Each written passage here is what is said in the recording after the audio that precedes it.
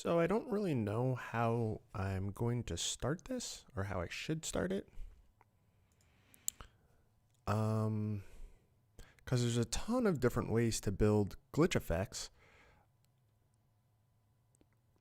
And it really depends on what you want. So I guess I should just, I don't know, maybe show a couple of different things that I deem as glitch effects, and then maybe you would be able to build custom ones from that. That might be the best way to go. So let me pull in some footage here quickly. All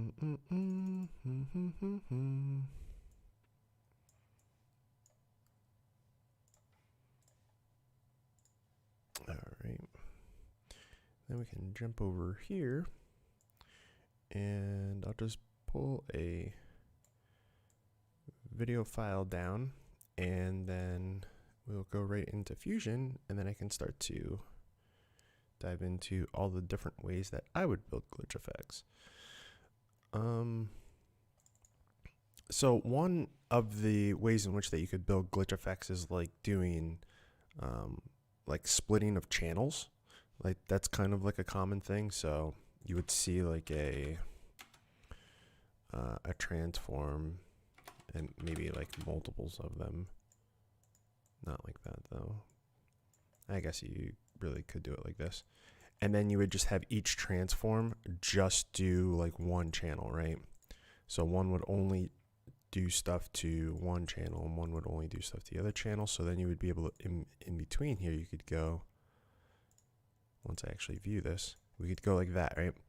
And with those moving a lot, then you can get like a cool effect. Now, obviously we have the edge here, so you would probably want to come into here and mirror those edges so it's not noticeable like that, right?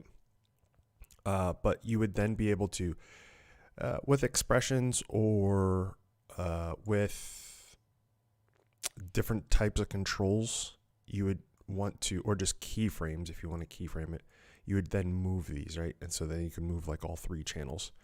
And obviously this is happening to the whole thing, so it doesn't really look all that good, but you could go in and you could, well, let's say, depending on what you're building, you would be able to start to mask things, right?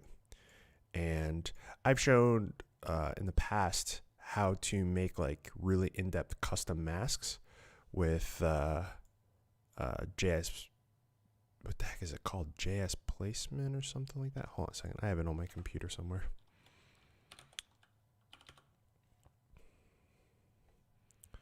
What the heck is it called? Hold on. Oh man, I don't even know where it is on my computer now. It's JS something.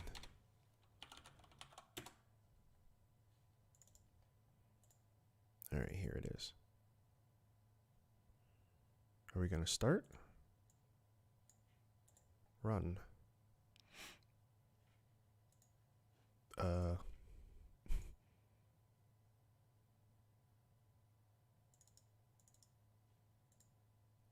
Okay, here we are. So I've talked about this program before, and we could use something like this to get like really custom masks, right? And obviously there's a bunch of different parameters, and then you could say, okay, I only want the one particular shade of a color, or I mean, it's not colored at all, but one particular shade of gray to be the mask, right? So then all those little bits would be the mask. And there's tons of different, you can just keep clicking and it'll keep generating. There's tons of different settings here and a ton of different modes that you could go into. So I showed that, but instead of doing that, if we just want to stay within Fusion, what we can do is we can actually just grab a fast noise, and then we would be able to go in and let's add that, and we can increase this scale. And obviously it's going to just look like that, but what we could do is we could take these by themselves and we could say like, okay, let's bump this up to like 50, and then we can start to get something here, and we could also then take that into like a bitmap, and then we could start to take the range of the luminance, which is like the brightness values, and using those brightness values we can then start to only use particular little areas like that, right? And we could actually bring this down a little bit. And maybe bump this up to something bigger. And increase that contrast. So now we have like little areas that we could use. We could even go into what?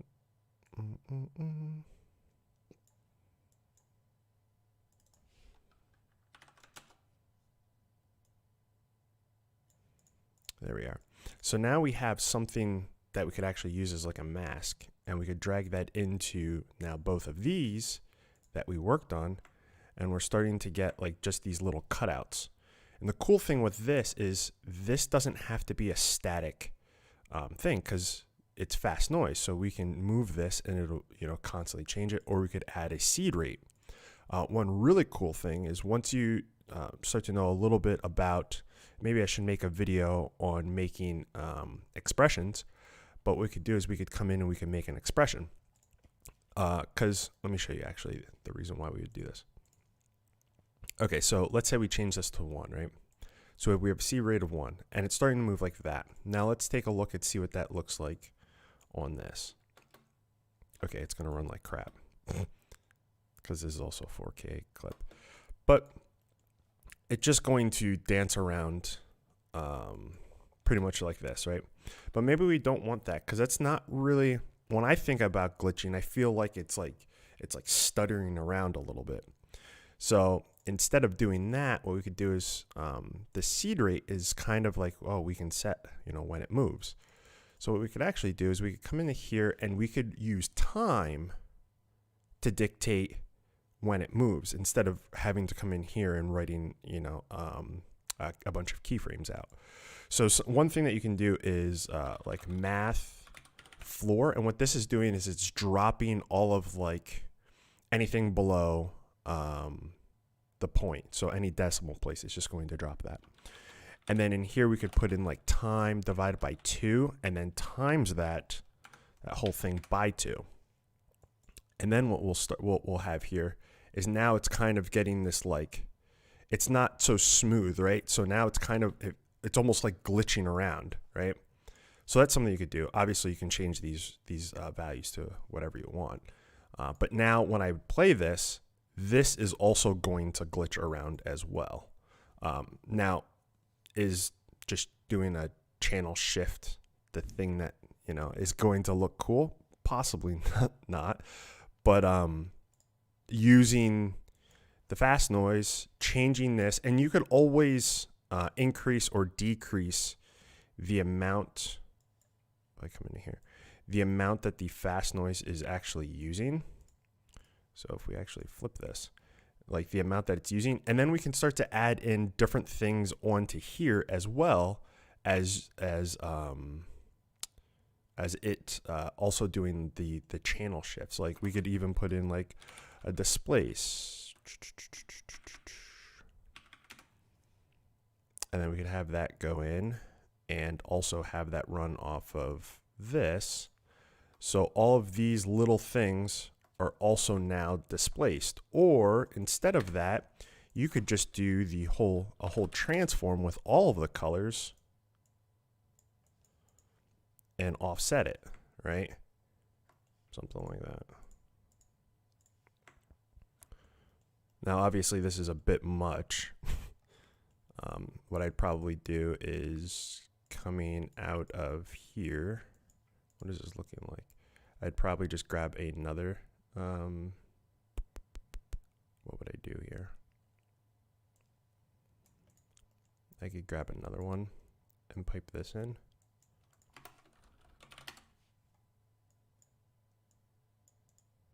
And then cut that as well.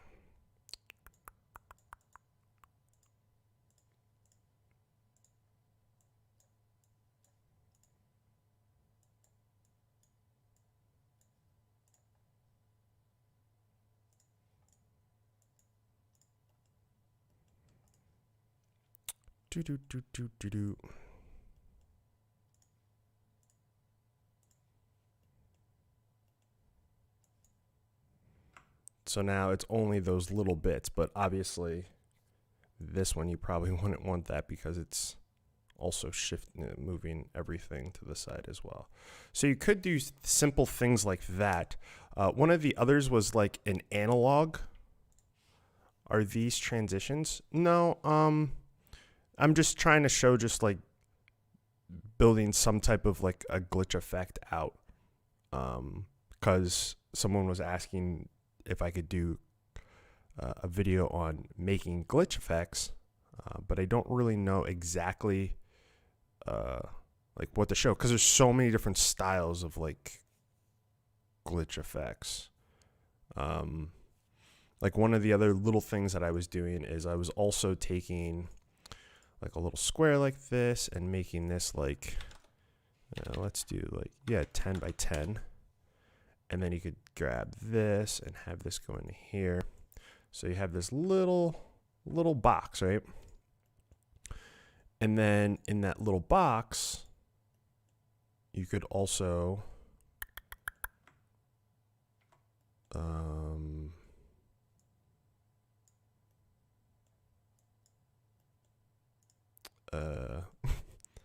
what was I doing here?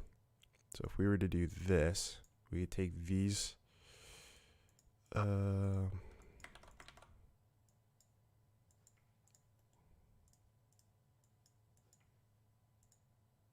what? There we are. All right. Make this white, and then come in here, mirror, so then we have all of those, and then you could bring this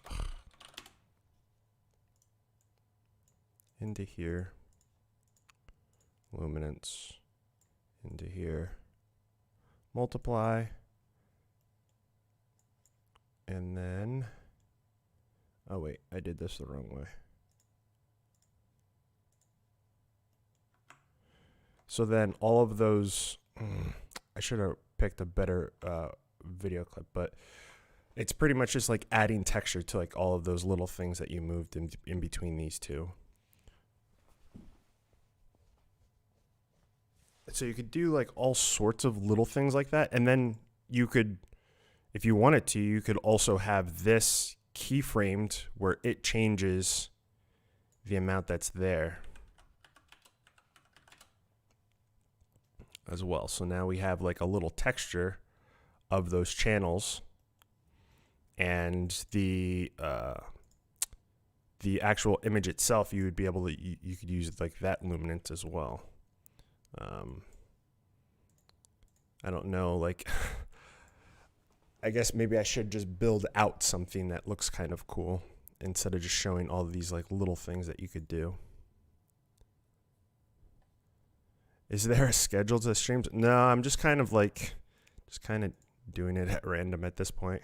I haven't really come up with a time, and I don't really have like a lot of ideas for a live stream, so I'm not really sure when I would do it.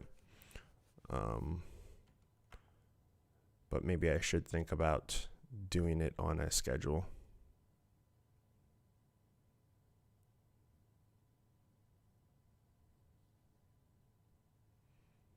Yeah, I recorded this time.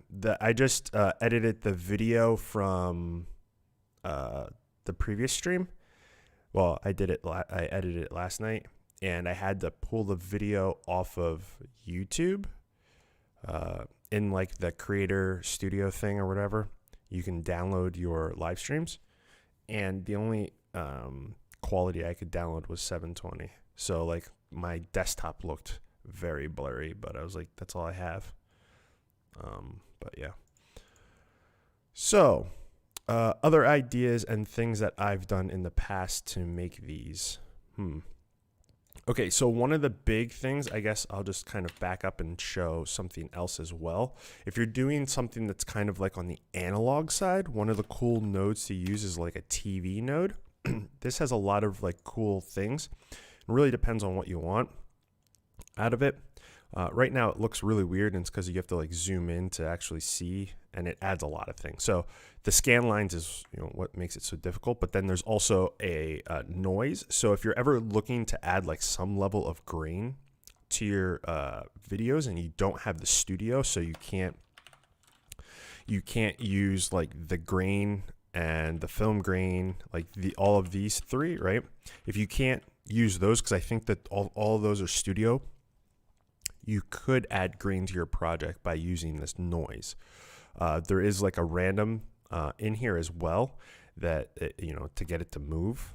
Simple thing is just using the new animation curve, because that will automatically add in movement so that they'll dance around. Obviously it's only going to go 0 to 1, so if you wanted to move quicker, come into here and this scale, just like bump this up to something different, and that just pretty much means that from the one side to the other of that clip that you have your in and out points, it'll go from one number to the other. But so that is something that I've used before. Where was I going with this? I don't know exactly. But in here you have other things that you can use, like this bar size, which is, like I said, if you're using analog, this is kind of cool because it's like I don't know why I don't see it. Because I need to add strength. It's like if you were to have like a bar scrolling, you know what I mean, up your screen. That's what that does. And you can change the size of it and stuff. And what I would typically do is I might have like 2 of these running with different timings. So if you have like a tube TV or something like that, or if you have to composite like a video on a screen and you wanted it to look like it was an analog screen, you could use that. It's just something very simple, so you don't have to make a big node structure for it. You can turn down the power. So typically all of this stuff comes on. I turn off scan, come over here, turn off power, and I believe all of this is off by default. Yeah, this isn't on by default. So just turn this down and then turn this down. And then you can start to play with different things in here. This also has this like stuff that like makes clips start to look really wonky. And you can do kind of stuff like that. If I was doing glitching, you could use something like this and use this offset that kind of like makes it go like that. But I would probably mask this effect in some way. So adding like this on and then like masking it in some way, shape, or form. And we could do what we just had set up with the fast noise as well, right? So increasing the contrast and then bringing these. If you wanted to go vertical, you could do that as well, right?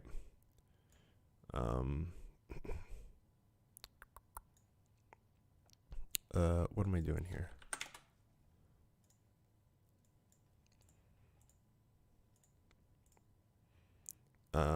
Yeah, so you could like have this go in. Oh wait, what the heck?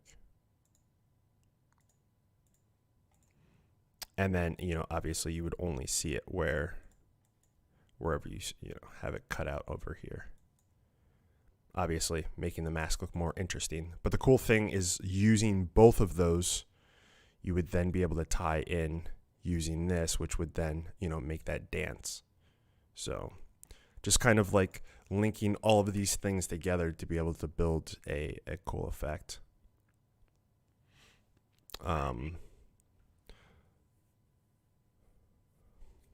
Like, to be completely honest with you, like all the stuff that I did in the new, I don't know how that would actually work in here, but let me show you quick.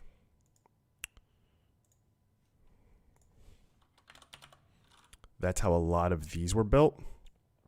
So wait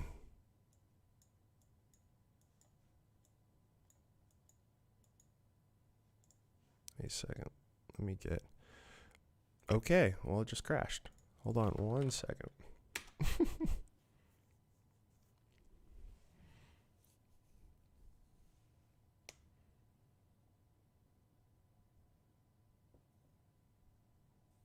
'17 has more features. 16, for some people, is more stable. But they just released a new update for DaVinci this morning, actually. Beta 9.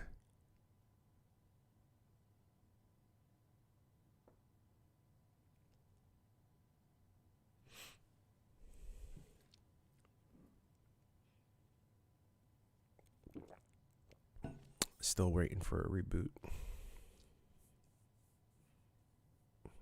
Hello, hello, everyone.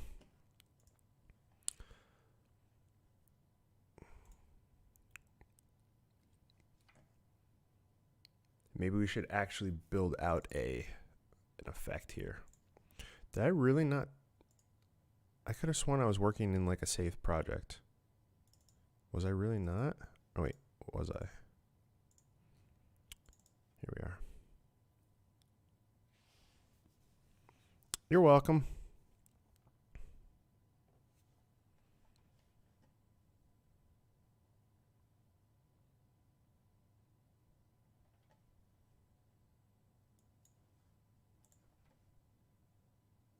Hold on a second.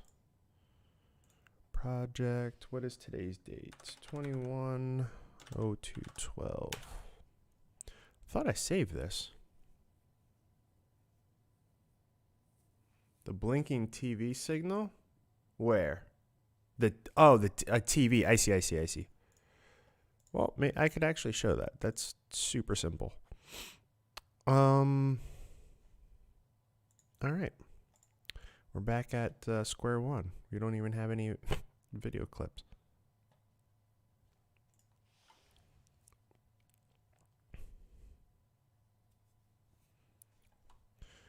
All right, so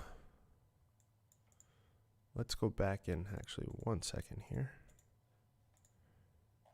I need some video clips to work with.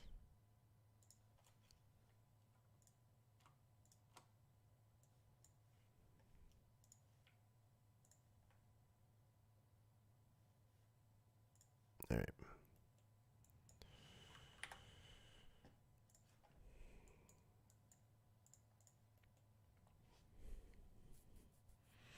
All right, so going back to the whole like glitch effects thing. So I really like using fast noise. That's one thing that you're going to see me use a lot with these is fast noise. Yeah. Just because you can add texture very easily. And it's random. Whoops, that's not what I want. There we are. And so this is one of my go-tos, the math floor thing, using time, dividing that by 2 and then timesing it by 2, especially for these glitchy-ish effects. I don't want this to look smooth. If I didn't have that in there, right? So if we just remove that and we did like a time, we did like a seed rate. Wait a second. Let's actually view this. It would be smooth, right? Things would be, well, that's actually moving really fast, but it would be smooth, right? And I don't really like that. I want it to be like jumping around like a lot because I feel like that is more of like a glitchy-ish vibe. So we can do that. And then, what else are we going to do? We could throw like a displace, right? So we connect these up, look at it like this. And if you've seen my video about my new glitch pack, this was like one of the key things that I used a lot in that. Maybe not so much it dancing like this, but using this kind of a setup, and then you would be able to take in this and like start to make it look kind of crazy, right? And you could also take this and have it cut. So if I was to make this less, so then we get more spaces here, and then we could put that into here and bring that to that. So then we have like portions that are cut out a bit.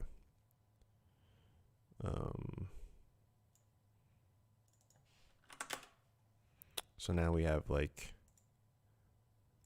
big portions that are cut out. Now if we do that, now we have, you know, some areas that are there, some that aren't. Maybe this is a little much here, but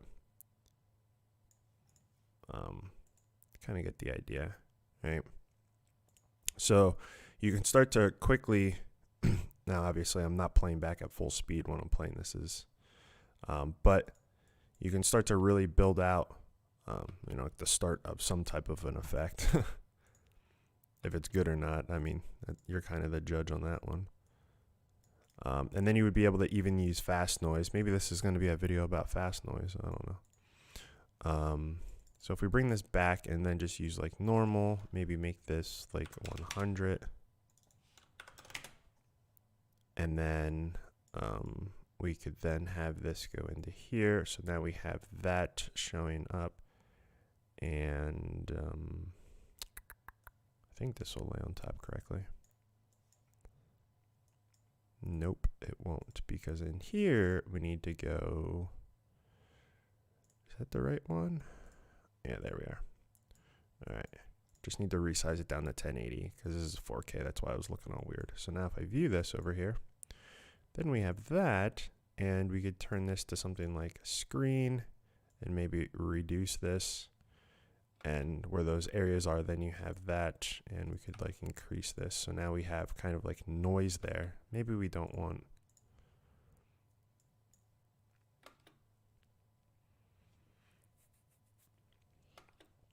Or you could start to add in also the channel shift thing here. I'm kind of thinking of like other.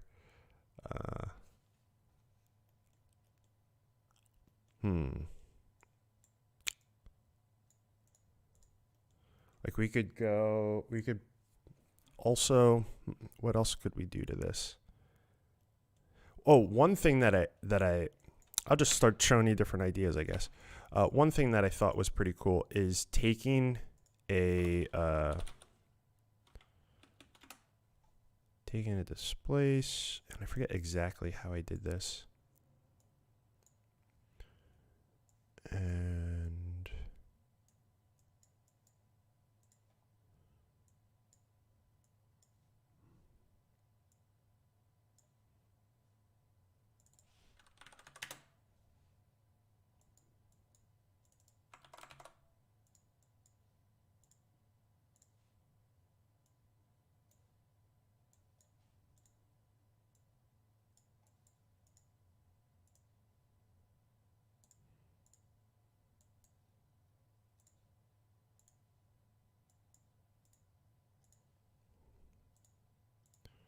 wait, am I doing this correctly?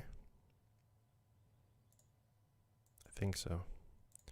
Maybe bring this down a little bit. Show you here in a second.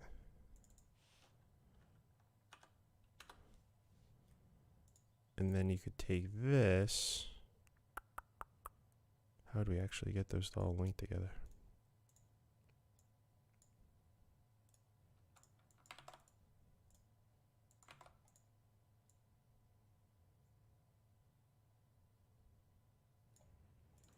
And you could just start to use different things like this to add like some level of like glitching, where you would take these,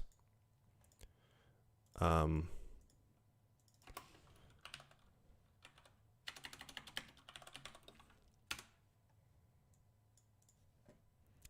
could come into here and grab like a shake and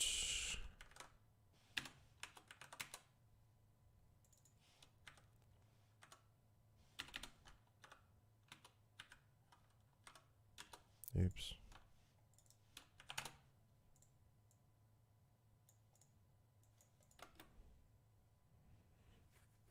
And you can start to do stuff like that and start to add on different layers of like all the other stuff that I've been talking about. Does anyone have an maybe I should just look up ideas of it because I can't really think of one on the fly here. Let's look some up.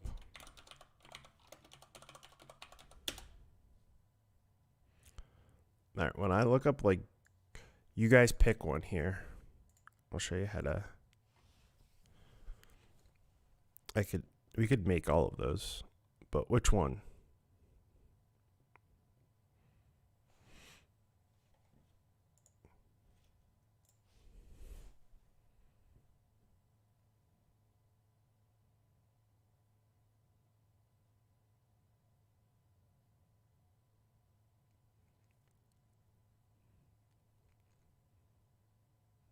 Is this the kind of like, because this, most of this is like, this stuff is kind of just like digital stuff, which is just a bunch of random, and then you have stuff like this, which is kind of like this whole thing. This is just a bunch of boxes, which is, I mean, I could show you how to do that, I guess. Oh gosh, okay. 20D to the right middle.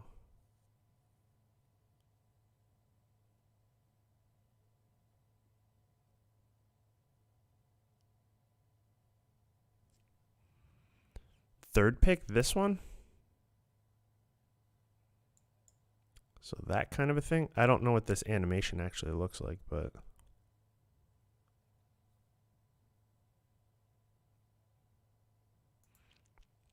first row, the second one. So does this go over, would we want this over the whole image? Because this has like, this actually has a lot of different things going on in it. Now that I'm looking at it, it has scan lines in here. You could see the wobbling going up. Okay, we could do something like this. Depends on how crazy you want something to go.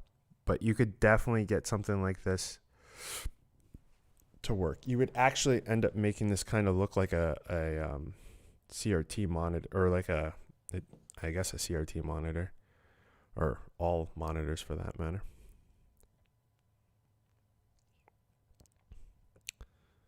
All right, so I'll put that over there. All right, so the first thing that I'd probably do is just grab a background, and we could, how would I do this? All right, so let's do 30 width by 10 height, and I'm actually going to make 3 of these. I'm just kind of, and we'll see here. So we'll go like this. Actually, wait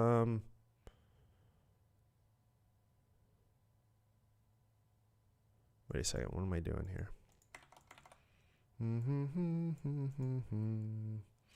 Okay, so yeah, let's scrap that idea. And we could just do,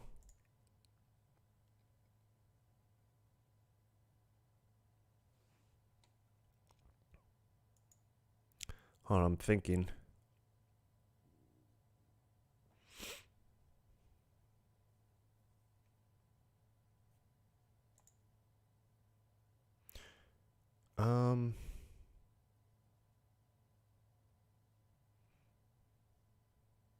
All right, so there's a couple of different things you could use. You could actually use this this damage, right? And this is going to start to get us our boxes. And there's obviously a lot of settings in here. You can change, like, if you bring this down, you can change like these boxes and how big they are. So we could use that as like a starter to build this out. And you could also do then, well, what the hell would the HSL be? I guess you come in here, and then like their whole thing is like crazy saturation, right? But it looks like most of the color is gone here. All right, so what is that? Just quality that we're reducing all, or we're losing all the color in? Maybe I should get a more colorful. What is this? How colorful is this one? Okay, there's no color in that. Hold on one second. Let me get a more colorful image.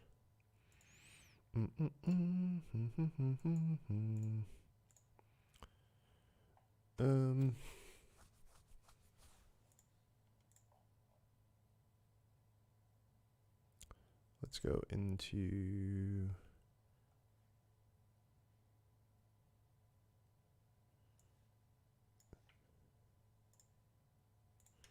all right.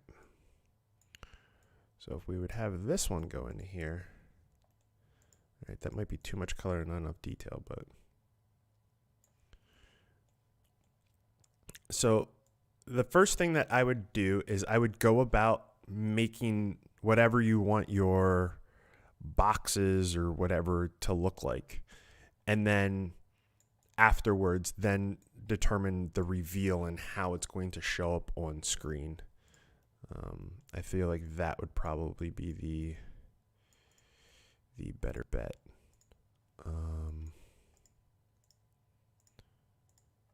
Let's see, how could we do this?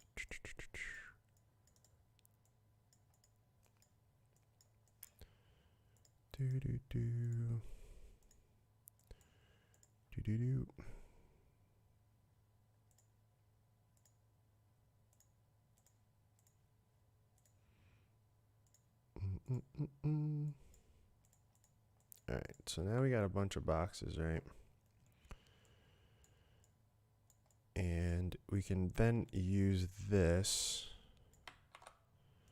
at a later date. But let's come back to the actual thing that we're looking at here. Let's take a look at that image again. All right, so there is a channel shift with some of the stuff on screen. So it's really up to you how you'd want to do this. Hello?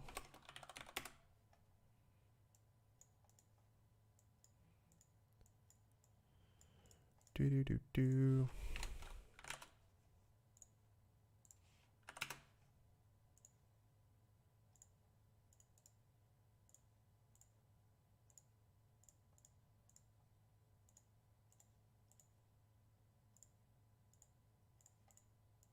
All right.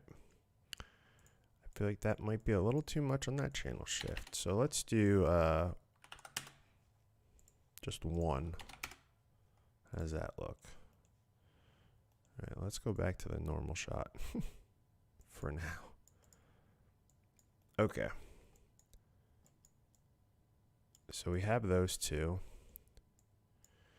And then we could use like these boxes to dictate where that shifting is. Like I've showed that before. We're starting to get like weird crap over here, right? That's kind of like how that is there. What else could we do to this?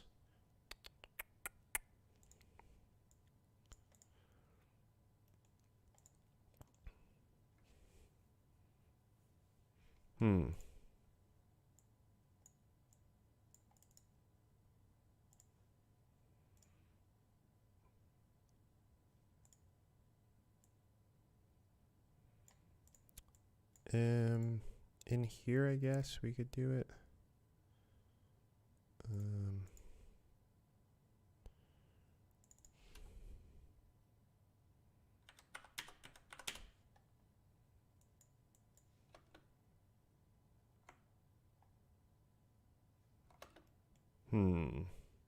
We'd actually have to put like two of them in there. Not exactly sure where I'm going with this.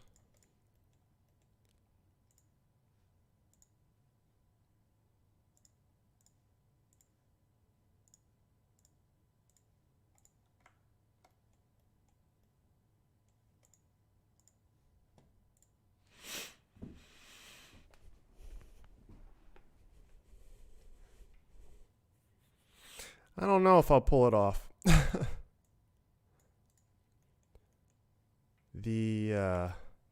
Trying to figure out like what I want. I actually don't even like this just because it's like the background is hold on a sec. I need something with more texture, I believe. We'll use this.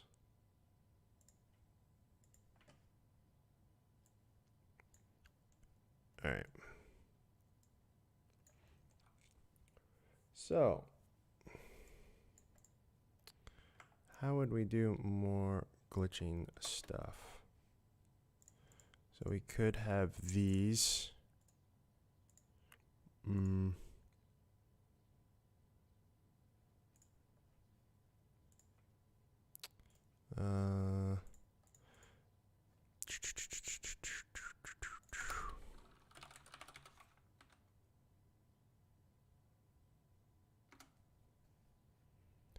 All right.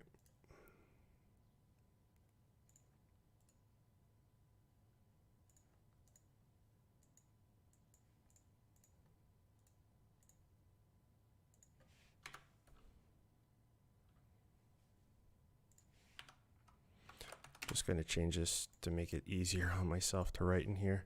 So C1 number in 1, right? And then in here, I'll explain what this actually is doing. Number in 2. All right, so C1 is the node, and then there's the number 1 and number in 2. And I'm just grabbing random values here. I can then come over here and say, okay, it goes from 0, goes from 0 to 0.1. And the same in here, 0.1. And they both have different seeds, so they'll change at different amounts. And we can change both of these to 1. Hello. And now we'll start to get them to dance a little bit, right, randomly. And now this, I feel like this video clip has too much texture to be able to tell what's going on. All right. Okay, so now we have them. Hold on 1 second. Okay, they just hung up. Well then. Okay, so where was I? Have the two shifting around, and we could add some variance into one of them over another one. So maybe we'll just collapse this and just copy it and put this over here. And then maybe in here, change the size of this. Actually, you know what? We'll just change the size of this to 10. Right, so one is squares and the other one, what? Yeah, one squares.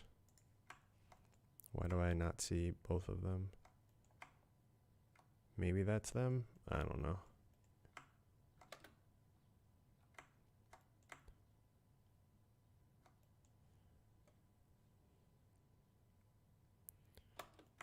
Okay, so having that, next we could add in something else.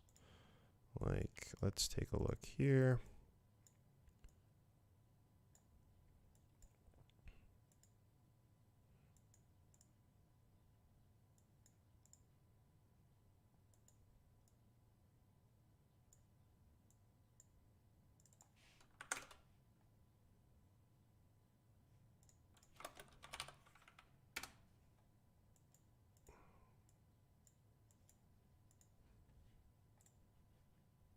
Shift space blew your mind. It makes things a lot easier. That is for sure.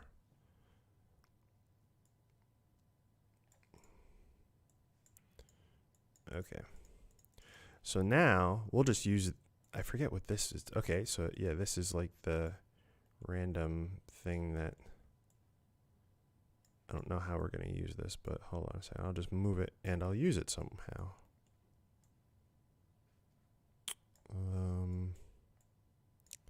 In here, right?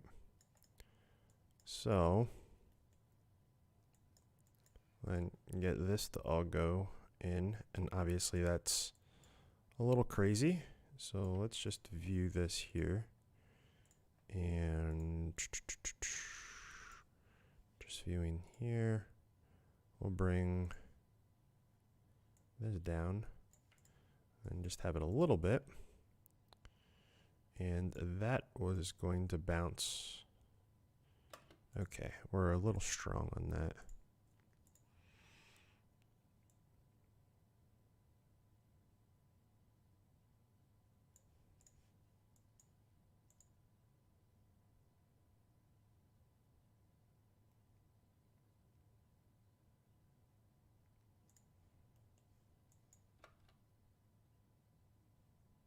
Okay, we're kind of getting somewhere, right?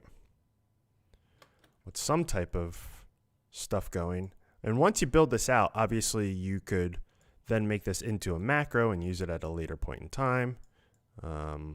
So once you come up with a look that you like, you don't have to keep doing this.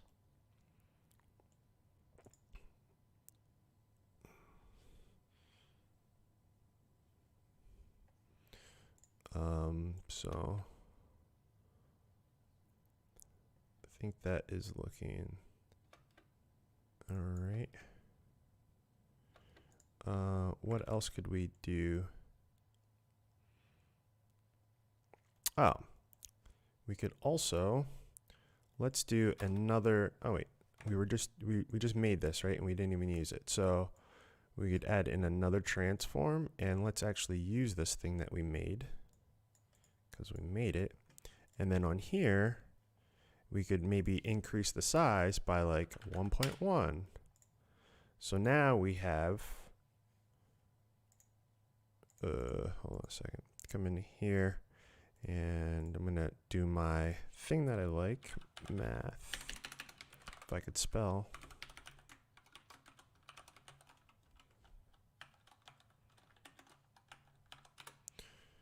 All right. So now we're kind of getting somewhere, right? Let me purge my cache. I'm using freaking 40 gigs. All right.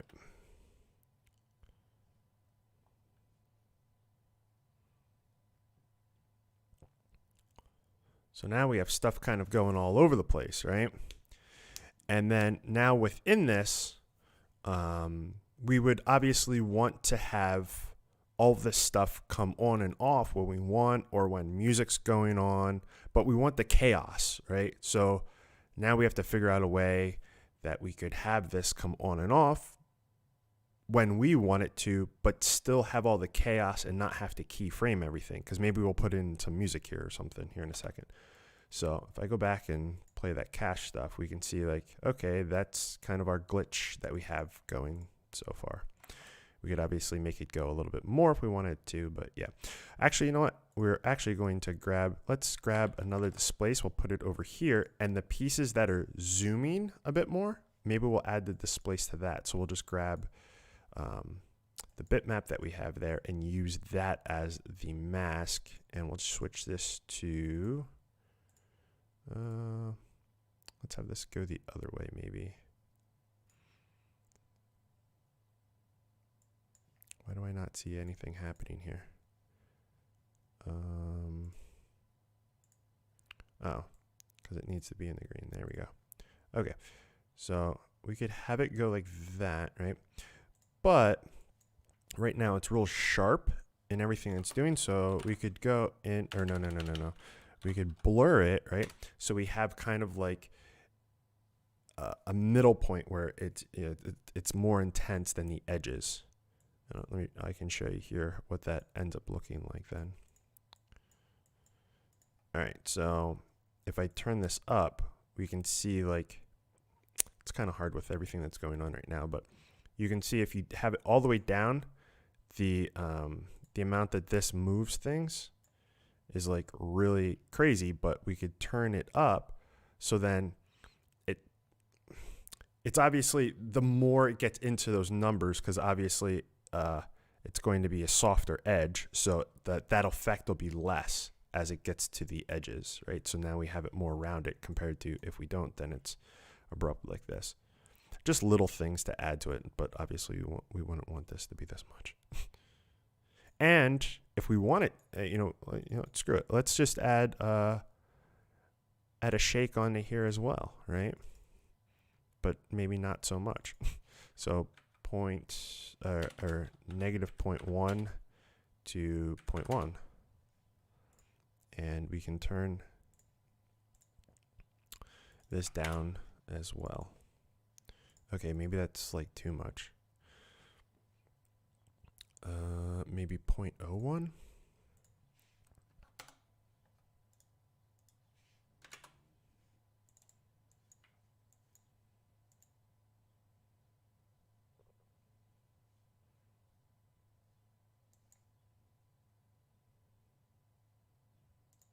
Okay.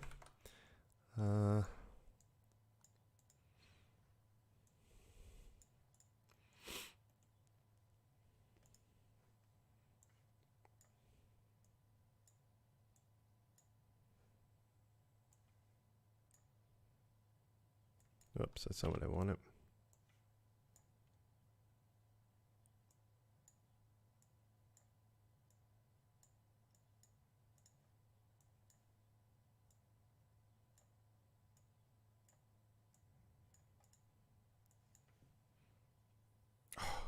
Is this really?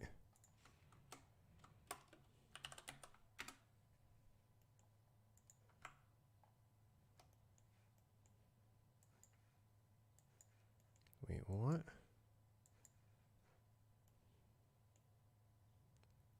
I didn't know that was doing so much. Oh, I guess I should maybe have it on a different clip, huh?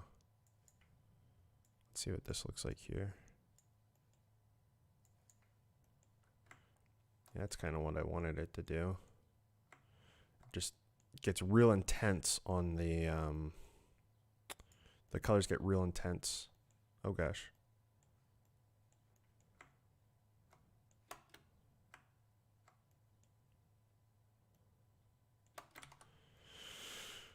All right.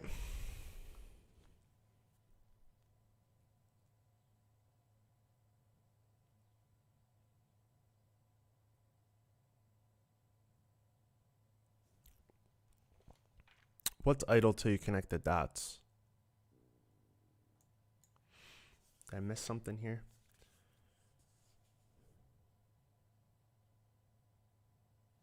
Oh yeah. So everything all I'm using is just media ins, grabbing different video clips, and then at the end of all of this, then the media out will then go to the timeline, if that's what you're asking. And to play it over here, you just have to drag a node over here to see that particular portion. So if maybe I only want to be concerned with all the stuff that's going into this displace, I could come over here and see that little line that I have bouncing up and down. That's the displace line here that is shifting everything. But all right, so let's go back to her.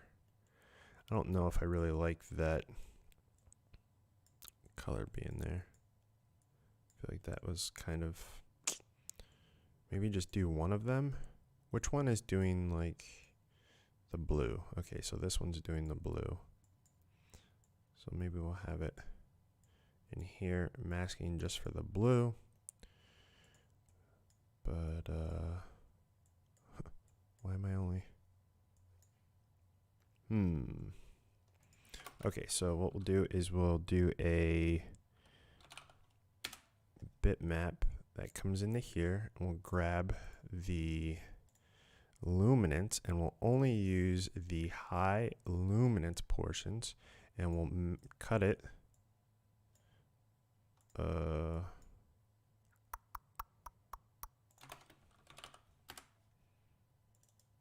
we'll have this come into here, and we'll mask just the high luminance. Wait, what am I doing wrong here? Multiply.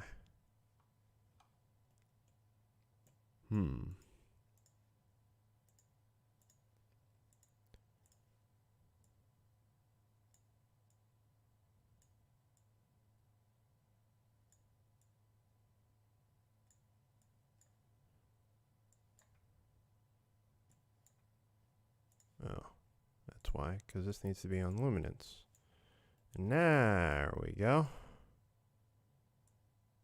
All right.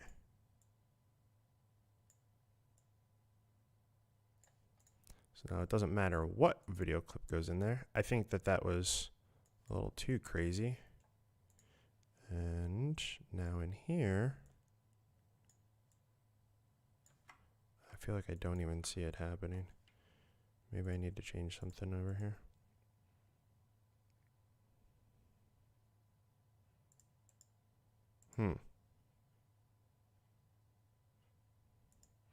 I feel like my Resolve going to the newest version is kind of sluggish, going through the different menus. I I feel like I just did all that for no reason. So there we have it, right? But why can't I? It should be in its settings. Mask, multiply mask? No, apply mask. I don't really know what the heck's going on here.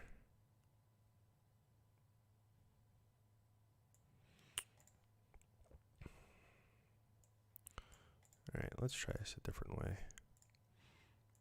Saturation. All the saturation. Yes, please. It should be the same exact thing, but should actually be working now. Okay, I see a little bit. Some of this stuff. All right. Just because it's so little or minuscule. Oh well. I feel like that was a lot of work for nothing. All right, so that was a failed plan. All right. I just realized this mic is very close for me to be doing that.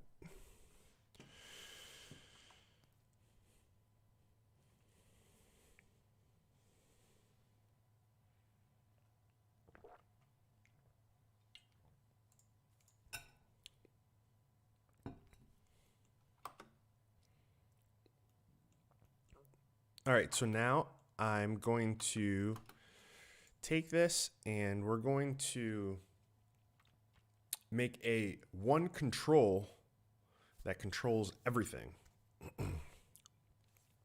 So there's issues with a lot of nodes. Well, there isn't issues in it.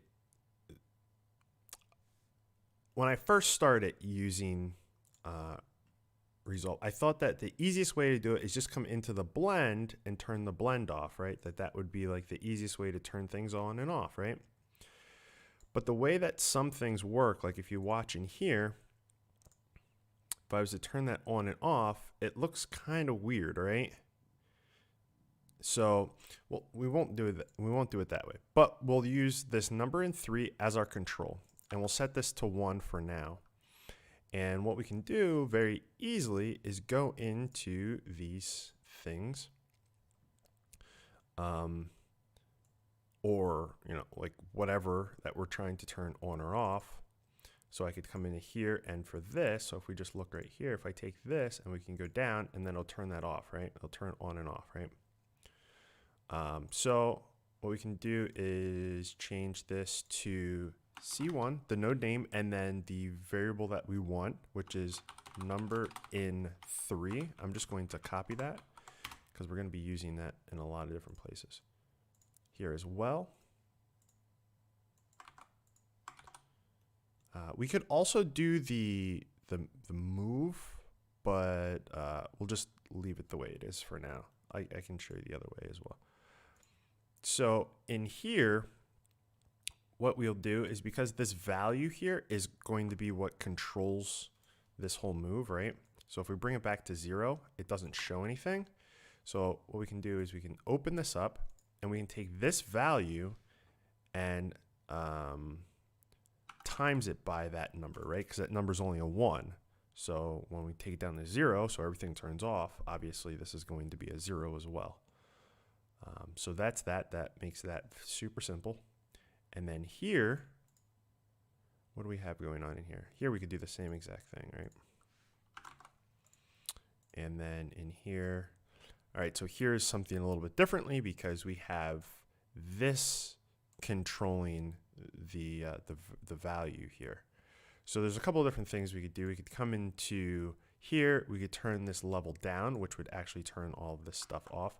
Or when you're using modifiers like this, you could actually just come into these and turn these the same way. So we can just change these modifiers, you know, as we need to, because those aren't keyframed. So now we take a look at this whole thing. If I did everything, which I think I did, because there's only a couple of nodes here, I can then keyframe, I can keyframe this, If I go to 0, okay, there's some other stuff that we have to change. What is that? What the heck is cutting that out? Okay, so it's here that's cutting this out.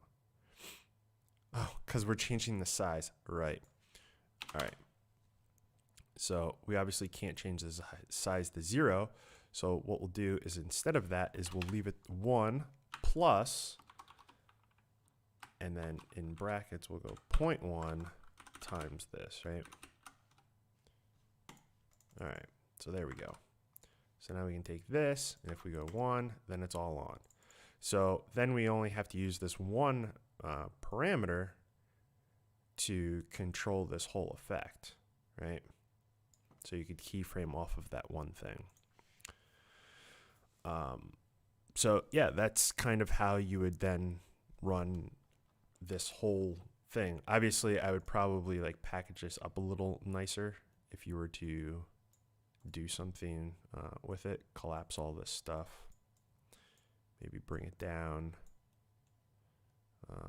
We could take like all of this stuff really and group it all. So now we have, I don't know why we have 2 outs. There must be another node in there that had an out, a media, or like a video out. But now we have everything in one little group, and we have one little controller that we can go to 0 or 1, depending on what's going on in the clip. Go 0, and then the next frame, frame 20, we could change it to 1, and then we have all of that, you know, crazy stuff that we just worked on there. So that's kind of how I would build out a lot of these effects.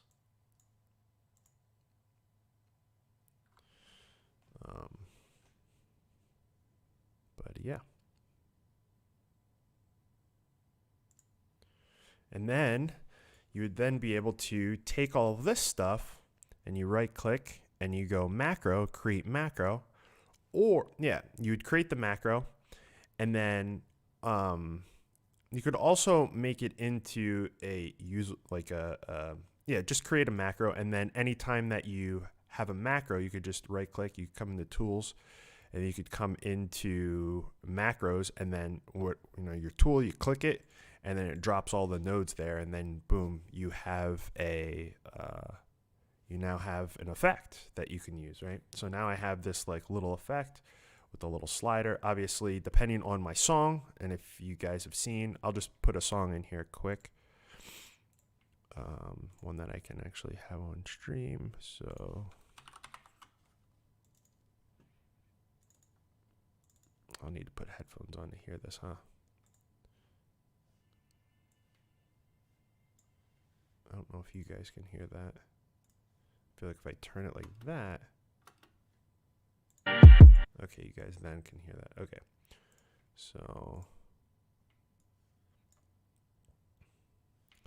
we bring that in, and we'll switch it over. I'll bring my audio in.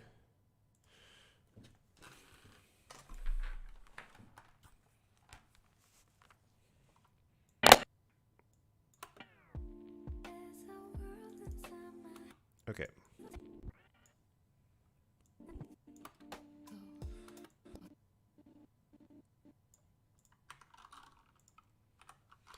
So let's say we just have just that little bit. We come over here into Fusion, and then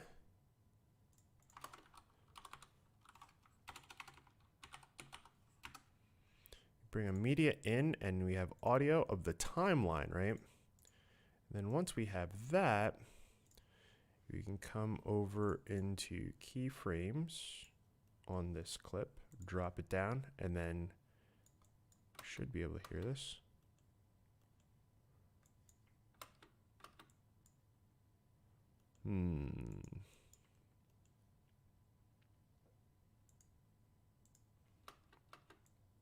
Might have just found an issue.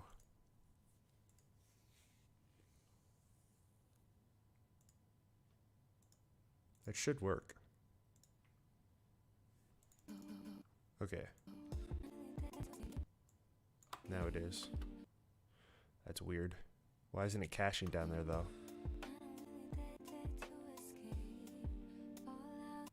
Okay, anyways, we have the audio in there now. It should be drawing those, but it's not. That's weird.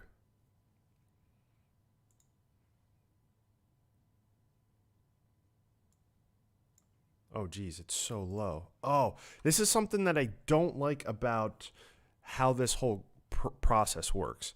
So because over here on the edit page, I turn this control down, it makes the waveform over here really low. I feel like that's dumb. So if I have to come back over, turn this all the way up, and now it's gonna be really loud for us. But now they come in as full size. I feel like that is stupid. I feel like I should be able to see the full wave like I see it over here, but just not hear it that loud. And now I think I'm gonna just hear it loud because it's cached over here. Yeah. All right. Well, that's kind of dumb. At least now you guys know how that works. But yeah. All right. So once you have that, then you could take just this little control here.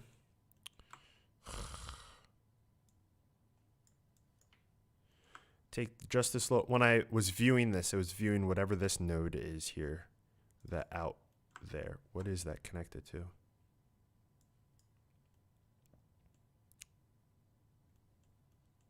Oh, I had a random, all right, so if I get rid of that, does that go away now?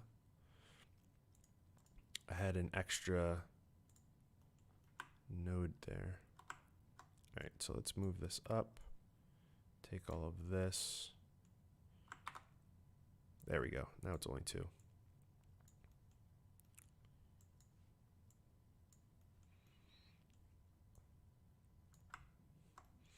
Then based on the waveform that we were looking at that was down here, right? We just have to have it highlight, or also a part of this when I go look in here.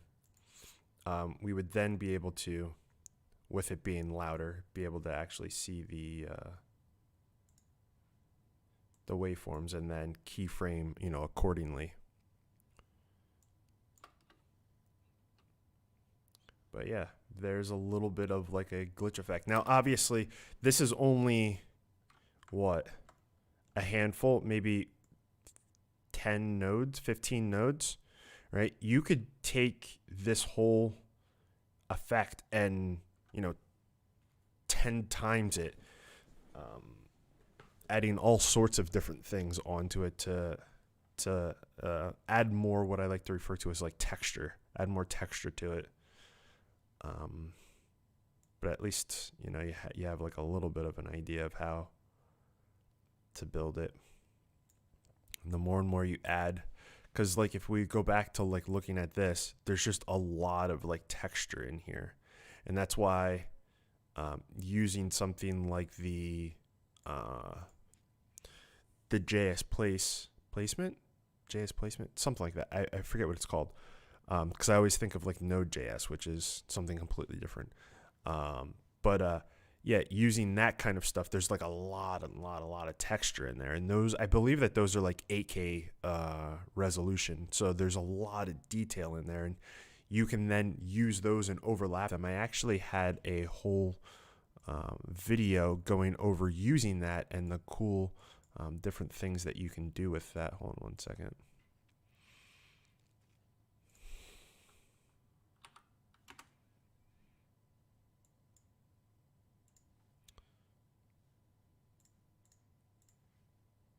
There's a lot of really cool stuff that you can do when you have those textures, just because they're super, super simple and already made.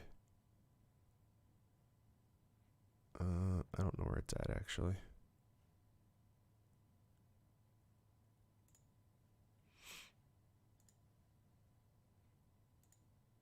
Ugh, I hate when I go to watch my own videos and there's an ad.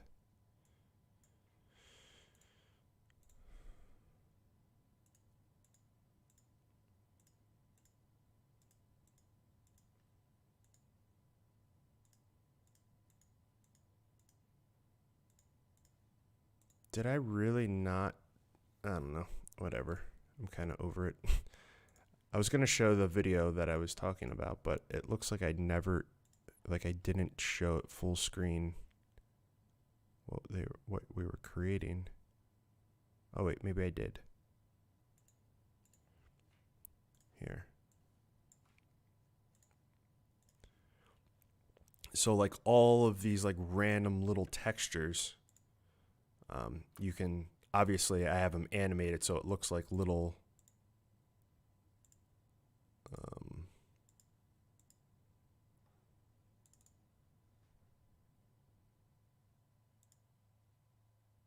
did I really, where is it? There you go.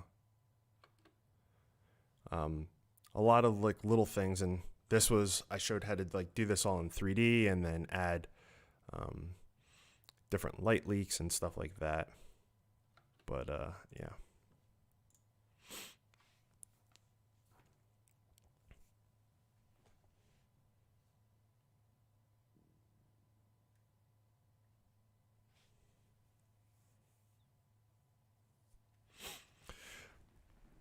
But man, I feel like I should have done a bit more to show this off.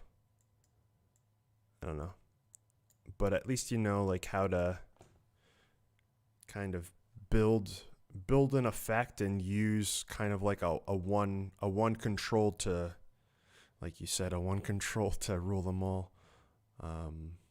And make it very easy so you don't have to keep jumping into random tools to keyframe everything out. Everything just run by this one slider. And you don't have to use a custom tool like this, right? You don't have to do this. All nodes, you can, I guess I can show this too. All nodes you can make any control you want on any node, right? So I can show you here. So like, let's say we have this black background node, right? Plain Jane background node. You can just come up here and you can go edit control, and then you can add any control that you want, right? And let's say we want it to be a number node, and which page do we want it? So it's these pages right here. We want it to be on the color page, animatable. What do we want it to be? Do we want it to be a screw? A screw is like that thing that we seen in here, or just the slider that's like these guys. There's a bunch of different things, and then you hit that, and then now you have a new control here that you can do whatever you want with that. If you wanted to add on different modifiers, you could do that. But this one control that I had here, you could do the same thing with this here. So how would you call this then? Very easily, you would let's grab a different node, and then I'll show you how to do that. So if I come into here, and let's say we have all of these controlled by this one, right? So just come into here, and we type in the node first. So background 3, and then we used, I think I put in T1, right? So now this slider here is controlling the parameters in here. Now we could obviously come into any of these and do the same thing. So now we have that one slider just like we were using in here. So you don't always have to have this custom tool, because then you got to like write out number in one or whatever. You could have it so you can just write out whatever you want. And we could also just take and use all of the different modifiers to do different things as well. So I forgot I had that audio in there. But yeah, that's how you kind of do that. It's not that difficult. Yeah. Does anyone have any questions? Because I don't know where to go from here.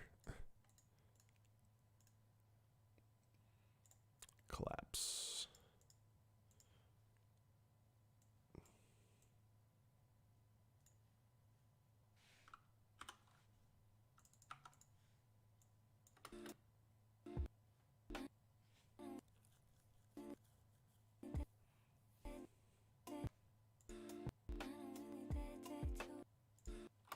And then once we're all done here, we just go to the media out, and now we have it on the edit page.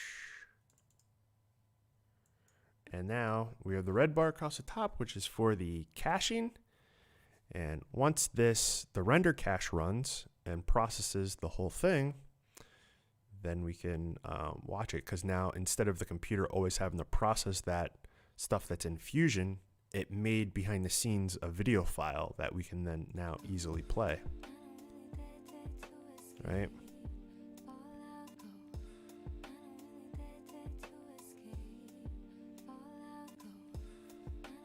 All right, this is gonna make me crazy hearing that over and over again. Okay. How did I learn? All of it, honestly, it's trial and error.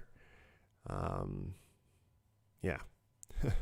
When I started learning Fusion, there wasn't too much on the internet that I could really learn from. Yeah. So it was just trial and error, and the biggest thing that I feel that made it an easy for me to adapt to Fusion was I had prior knowledge in After Effects. Fusion has things, and some things in Fusion are done a little differently, but it's not like recreating the wheel different. So there's a lot of things that are similar between the two. And that's why anyone that always asks me, which piece of software do you like more? I'm like, they all can pretty much do the same thing, to be honest with you. There isn't a huge difference between all of them.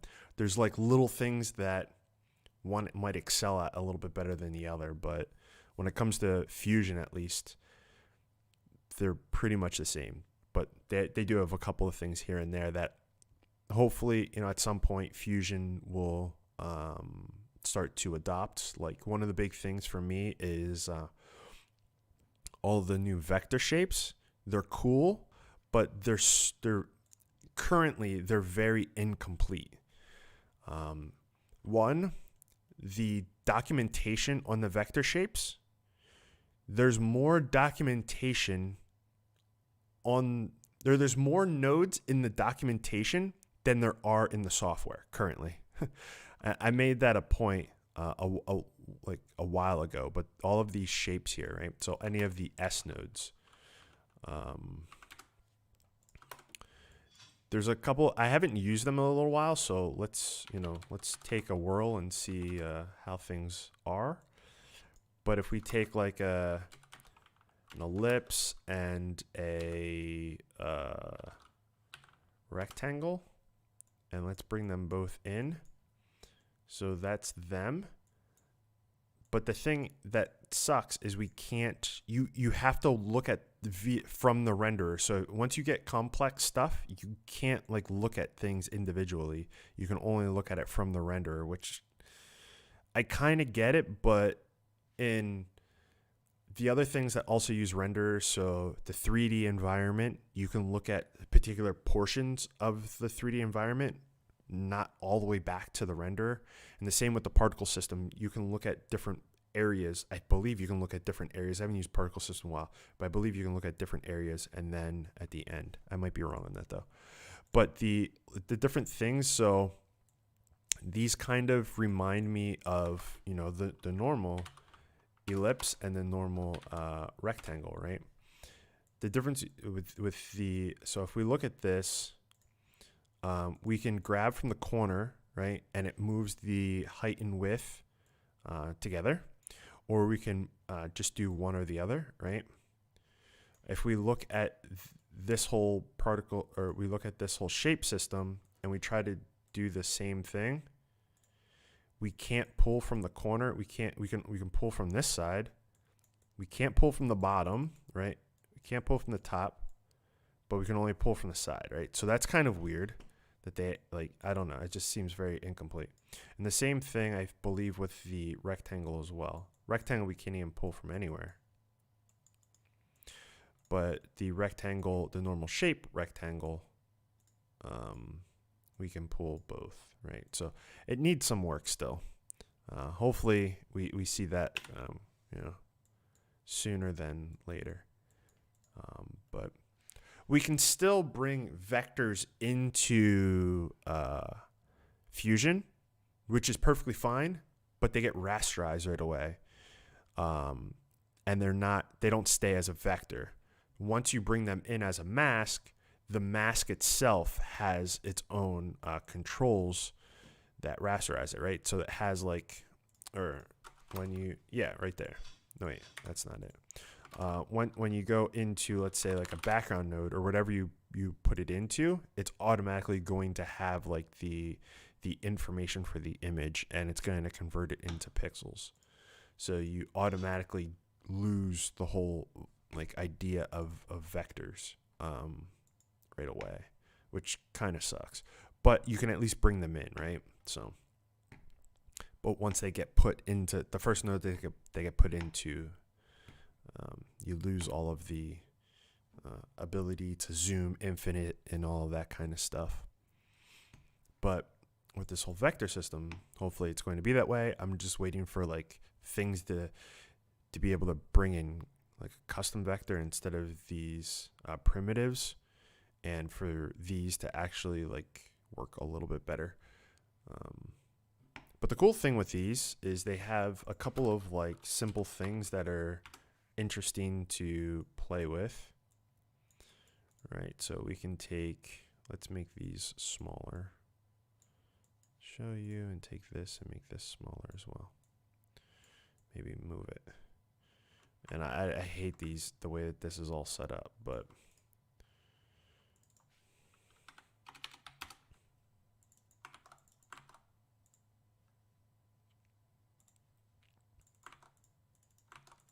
all right.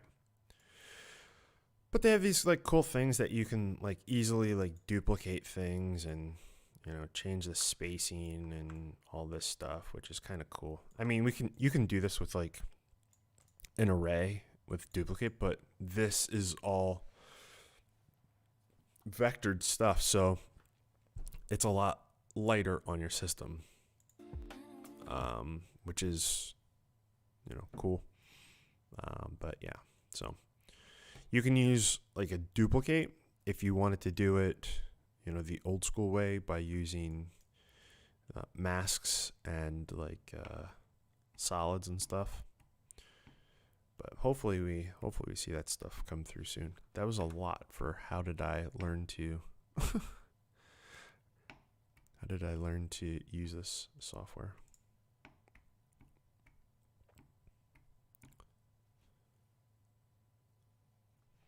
Any other questions?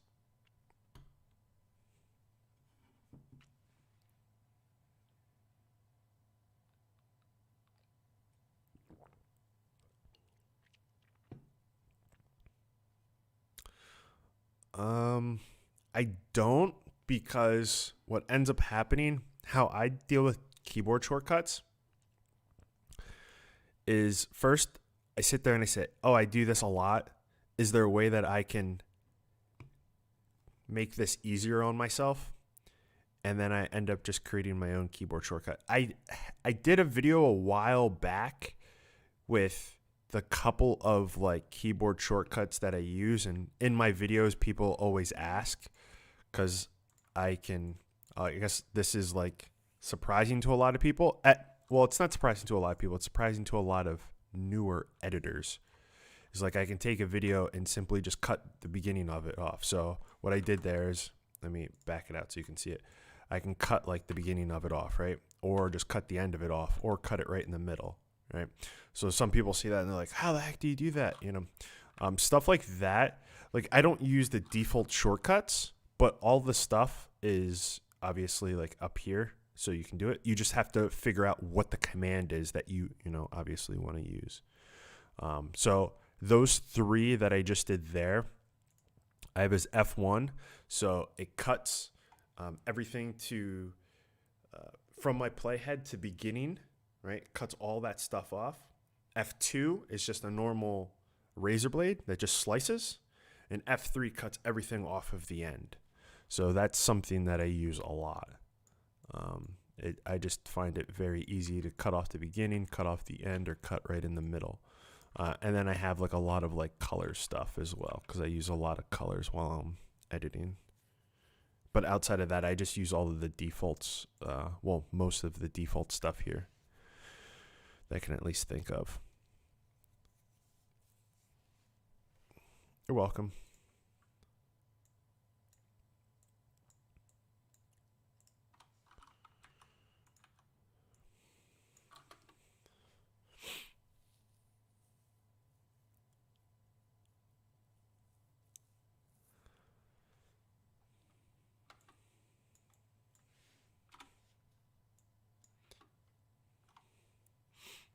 Any other questions?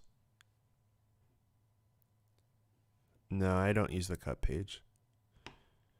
The cut page is they're starting to add more and more to it. But when the cut page, this is what I typically do, but people always complain about it. Is I come on. I go like this. I don't have a cut page. I don't know what you guys are talking about. I don't use the cut page because when it first came out, it didn't have all of the things that I'm accustomed to using. And I started editing Sony Vegas in like 2004. And, 2004-ish. And then I went into Adobe, and all of those like normal environments are just kind of like how the edit page is. So I'm used to that. The cut page just was limited by a lot of things, but it seems like they're starting to add those things. They have a couple of like unique things that they're adding to it, but I feel like it's supposed to speed people up, but because I've been editing this way for so long, using the tools that I do use and knowing where they are and using the keyboard shortcuts that I use, I feel like at times it's slowing me down because I'm like, where is this? Oh, wait, now I need to go back to here. And then sometimes I think they're starting to change this a bit more, but back when I tried using it, the cut page just didn't have some of the stuff. So I would have to go into the edit page to do it. And so I was like, what's the point of going back and forth?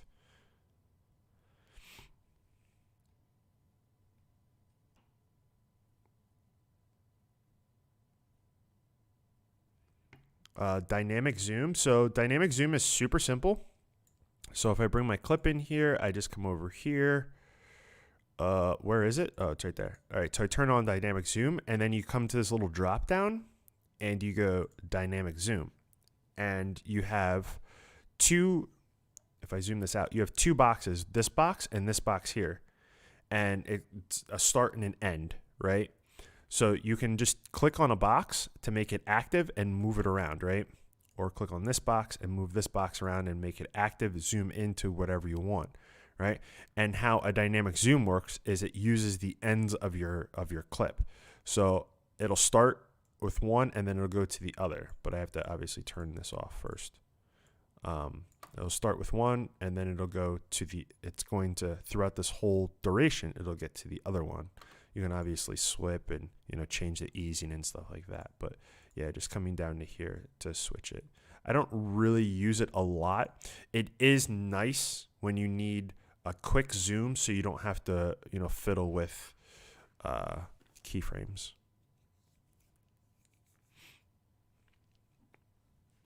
But yeah.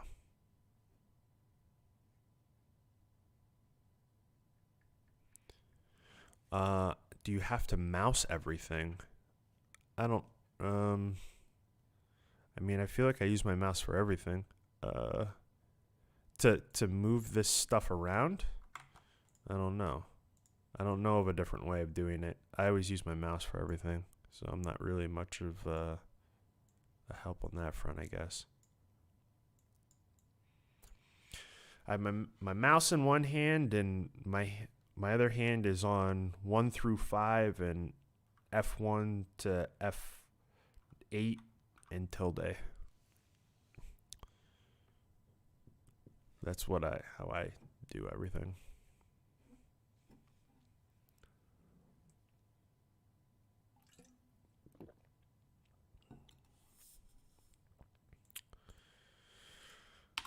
But I feel like that is kind of it for this.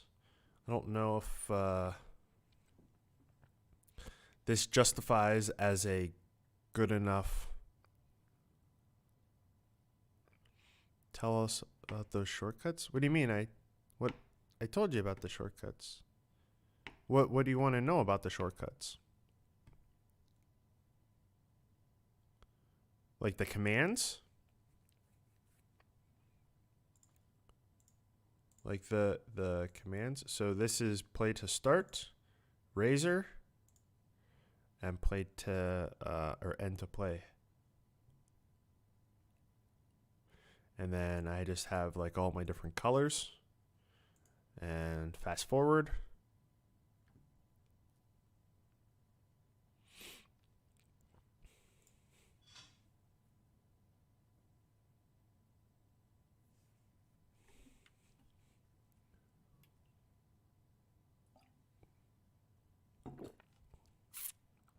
Yeah.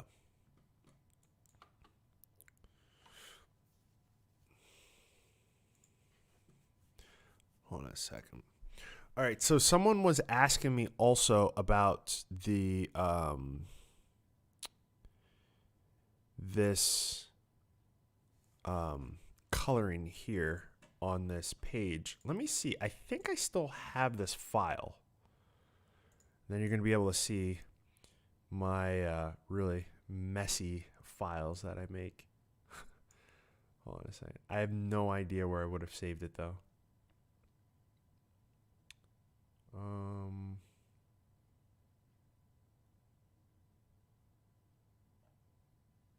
I don't see it anywhere actually. Last play, stream. Oh wait, I think this is it.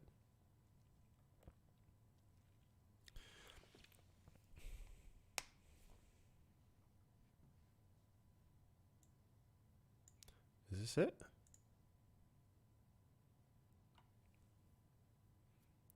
This is it. I'll show you guys.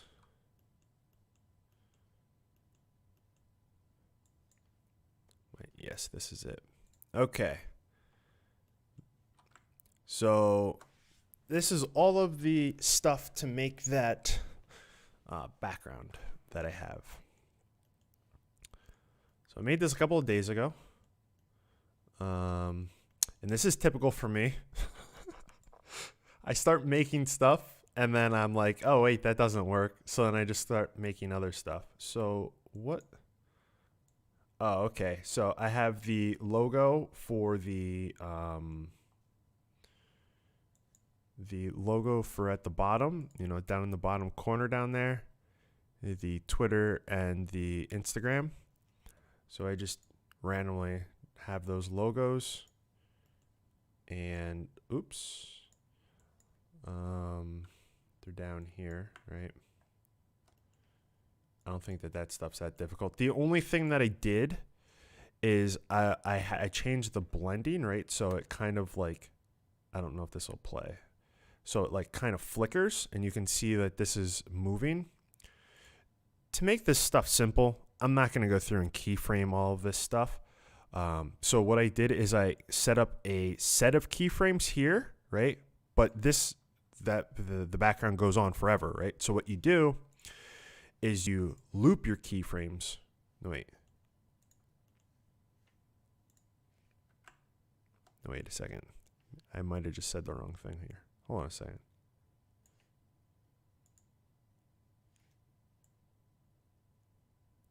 Somewhere I loop my keyframes. But what is, so just the minimum? Hold on a second. How did I do this?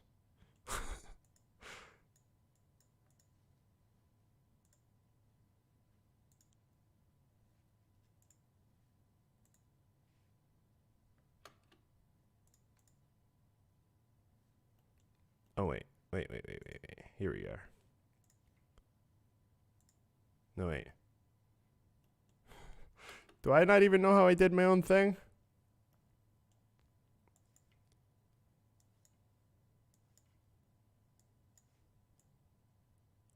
So that's bringing them on. So once it's on, right? Hold on a second.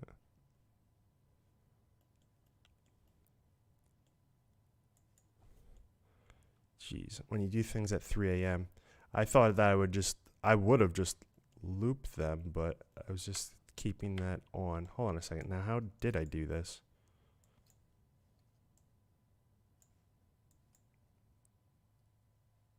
There's nothing in there that's animated.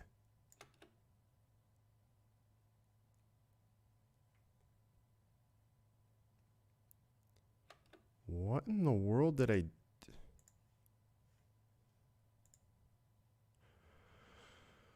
Wow. Okay. I should have been reading what I was doing. All right. So what I did is so that this is just a shake, and I'm just changing the minimum amount, right? So it comes on really bright, and then it stops at 0.2. So then it has this range that it can bounce around between, and then it just does what a shake does, is it just gets random values.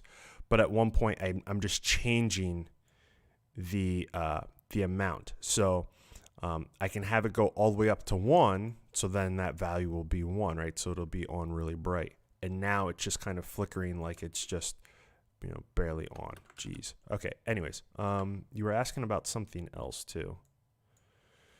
I believe that it had to do with the background or something, right? So all of this stuff here, and I believe that you were asking about the one.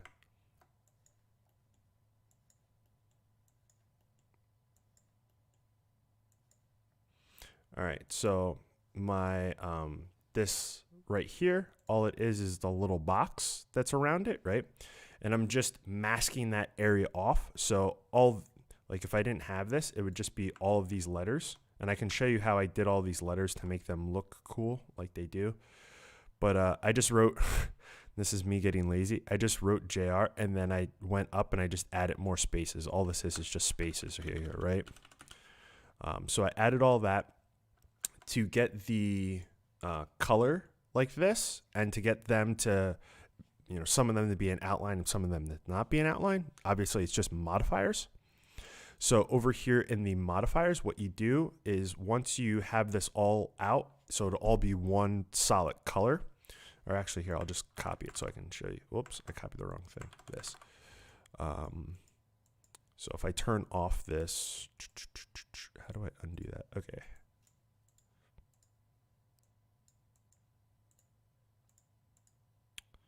Hold on a second, I'll just make a new one and I'll show you.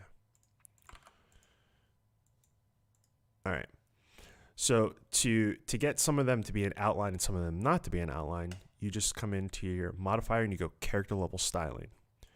And then in character level styling, what you can do is in your screen, you can just highlight a couple of the letters, and then you can change different values on them. So I would come over here and I just change the value like that, right? So you could take them and then you could have an outline. So that's how I did that. And then for this one box here, I added in a mask, and then I just have the mask's level animating, right? So that's what's giving the whole flicker thing. And that's just using something very similar to a shake to do that, right? So that's, you know, it just going on and off like that. And that's just this value shaking, right? And you just kind of play with it until you get a look that you actually like. And then this, to get all of the lines that we've seen, I use the TV, right? So we have all of these scan lines, and I do something with the scan lines to make it look a bit better, is I actually flip the scan lines. So currently this is how it would look. I flip it so it goes the other way. So it actually cuts out less, like there's a smaller line that gets cut out, right? Oh, I guess I should have said this too. There's a glow here to add like a glow, you know, a glow effect on. And then I use a time stretcher, and that just, so if I didn't have the time stretcher, this thing would go on and off. I guess it doesn't look all that bad, but I wanted it to be kind of like a little bit more stuttering. So adding this on, it kind of like gives it that like stutter-ish light where it's like the light can kind of turn on, but it kind of can't turn on. Yeah. So me cutting it and then cutting it does this. If I didn't have this in here, so if I turn this and I go the other way, the scan lines would look like this, right? They'd be like super thin, and that might work for someone, but I like it to go the other way because I want more of that light, but I kind of want it, the lines to go through. So that's how I did that. The text on the side, which I believe this is, right? So there's a couple of different texts, and I just wrote a whole bunch of letters here. That's all it is. I just wrote a bunch of numbers and letters. And then I used another modifier, which is the text scramble modifier.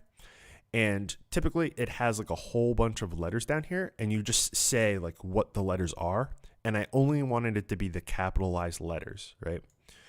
And so what that does is the letters, if I just show it, the letters just change, right? I don't even know where it is right now. Where'd it go? But yeah, the letters are on the side and they just randomly change. So that's how that works. All right, what is this next thing here? What is this? Oh, and this is the same sort of thing. I just built out something that it actually cuts out the letters right out of this like little box. And I did the same exact thing here with a couple of numbers, and then using the text scramble, and then only having it scramble numbers, right? So that's how we get the numbers to shift like that. Another glow to give that whole look. And then here, I just have this whole thing of text, which it's kind of funny what this is. This is actually from GitHub, and it's actually a part of a satellite. It's code for an actual NASA satellite. So I just grabbed some like random code, and I put it on here, and it's just like random code that goes up the side of the screen, and it just goes from the bottom to the top. There's nothing fancy about that. And I think that that's kind of everything. Yeah. And then all that, you get this.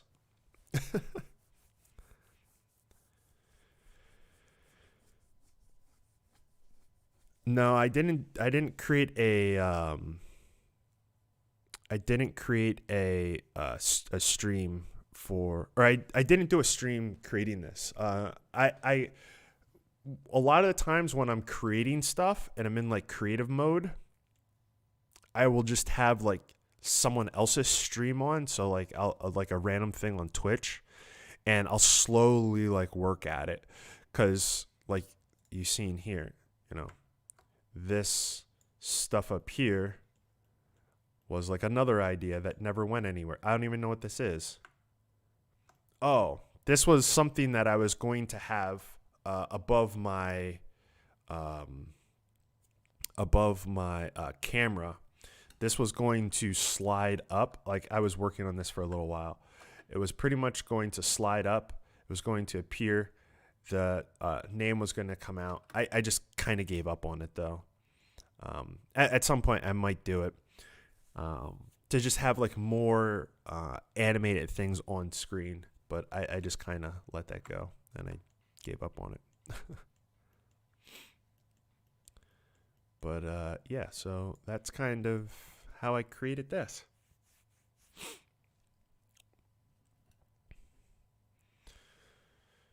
But maybe those, I was asked, someone said, "Oh, that looks like Cyberpunk," and obviously I haven't played Cyberpunk, but I watch a couple of people play it, and I really like the aesthetic of Cyberpunk a lot. I like the UI a lot, and that's where I get a lot of the like colors and themes and stuff like that. It's definitely inspired by it.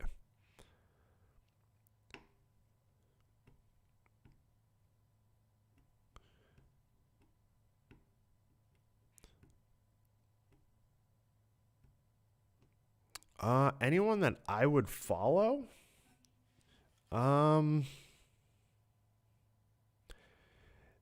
That are just like creatives, or I just go to ArtStation and I get my inspiration there, because it's just where all the best of best people that work on like AAA game titles and really big projects go to, and that's where like the best of work is. And I just kind of get stuff off of there. I kind of can't think of any one particular person that I would recommend currently.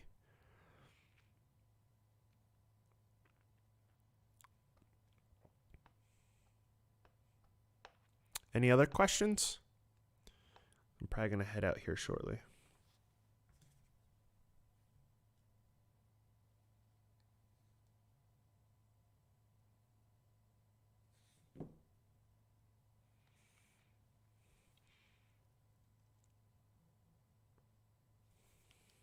Here, I'll give you a link.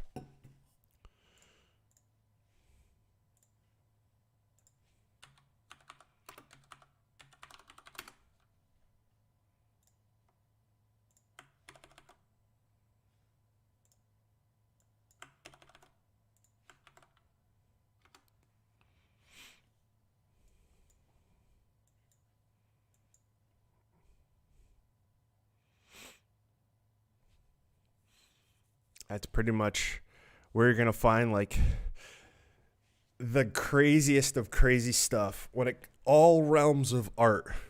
And a lot of the website has to do with like 3D art, game development, stuff like that. But yeah, there's a lot of amazing stuff on there. I feel like that website, you can just scroll and scroll and scroll and scroll and scroll and just be super inspired to create. I think it's a really cool website.